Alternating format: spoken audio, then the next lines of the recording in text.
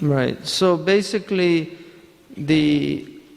if a child, for instance, is begging you for something, the ulama say that it's permissible to say, I'll get it to you later, even if you're not intending that. Imam Malik was asked about that, and he said, La khayra fil kidhab. There's no good in lies. So generally, it's not good to do that even with children. It's very important to teach them truthfulness, but it is permissible. It's not considered a lie if you tell that. In terms of the spouse, what the ulama say is that if your spouse says, I'm looking old, aren't I? And you say, no, you look, like a spring chicken. And you don't really believe that's also permissible to say that. Or, do you think I'm beautiful? If you don't want to get a divorce, then, you better answer that correctly. And it's not a multiple choice question. There's only one answer. So that's basically what he's saying to do.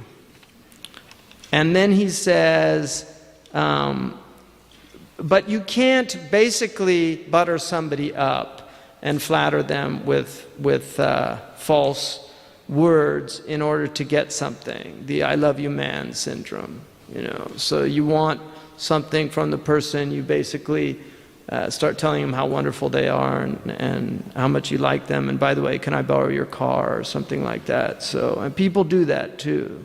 So when ta'ayyana tariqani, and then this basically again is about warding off harm. In situational ethics, it is permitted to do certain things that would not normally be permitted because of the situation. And generally, we're not a situational ethics tradition, but there are times, and this is the reasonableness of Islam, there are times when that's permissible. So normally, in deontological ethics or Kantian ethics, you have what's called the categorical imperative, which is the idea that you should never do anything that you would not want to be universalized. So the idea, you should never tell a lie, because imagine if everybody told lies, there'd be never any virtue in the world. And that's basically the idea. But if somebody's going to steal your money and you say, I don't have any money, then that would be permissible to do that in a situation like that. What he says here, وَالْخُلْفُ إِنْ يُرْجَ بِهِ الصَّلَاحُ لِلْبَيْنِ. The Prophet ﷺ in a hadith in the Jami' Saghir, the Prophet ﷺ said, لَيْسَ الْكَذَّابَ الَّذِي يُصْلِحُ بَيْنَ النَّاسِ. He's not a liar. And kadhab is really somebody who lies a lot.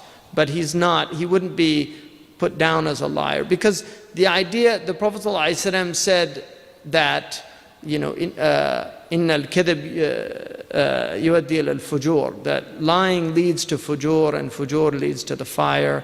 Sidq leads to birr, and birr leads to paradise. Truthfulness leads to righteousness, righteousness leads to paradise. So what he's saying there is there's a khilaf about that. Some of the ulama say that it's not a lie if you say something to rectify between people. And some say that you should not. You should say something that's truthful or based in truthfulness to do that. So that's a khilaf issue. So basically, and you will hear this in some Muslim countries, people will swear oaths by the Kaaba. They'll say wal Kaaba, or they'll say wal Nabi, by the Prophet ﷺ, swearing an oath by the Prophet. There's a khilaf about that. There's a hadith, man kana harifan falyahlif billahi aw liyasmut. Whoever's going to swear an oath, let him swear an oath by God or not swear an oath at all. And the Prophet ﷺ told them, la tahlifu bi abaikum, don't swear oaths by your fathers. So the Arabs obviously had oaths before Islam that weren't from using the name of Allah. And basically what he's saying is there's a khilaf about it, but generally the majority of ulama are on the side that you should swear an oath by Allah subhanahu wa ta'ala. Allah swears oaths in the Quran by the sun, the moon, the stars. وَالنَّجْمِ إِذَا هَوَى, that's an oath. By the star when it falls or sets. The Prophet, Allah swore an oath by the life of the Prophet ﷺ. And so Allah can swear an oath by anything that He magnifies, and He only swears an oath by things that He magnifies in the Quran. But some of them say if it's magnified in the religion, then you're actually swearing an oath by Allah. Now in the Burda, for instance, when he swears the oath by the moon when it's split, if you read the commentaries, it's hadf, al-muqaddar. It's omitted, and it's understood that he's swearing an oath by the Lord of the moon when it splits. And this is where the ulama say, even when you swear an oath by the Kaaba, you're really swearing an oath by Warabbil Kaaba, by the Lord of the Kaaba. Or if you say Wan Nabi, you're really swearing an oath Warabbin Nabi, because it's the ta'zeem of Allah. Because Allah told us to magnify them, so in magnifying them, we're really magnifying Allah subhanahu wa ta'ala, لِتُوَقِّرُوهُ وَتُعَزِّرُوهُ. Allah wanted us to show Him great, to dignify Him and to exalt the Prophet ﷺ. So this is where they differ on that, but they argue again that you're not swearing an oath by these things, you're really swearing an oath by Allah subhanahu wa ta'ala. But the dominant opinion there is that you should swear an oath. And then he swear an oath by Allah subhanahu wa ta'ala. And then he talks about from وَلَا تَجْعَلُوا اللَّهَ عُرْضَةً لِأَيْمَانِكُمْ. Don't make Allah subhanahu wa ta'ala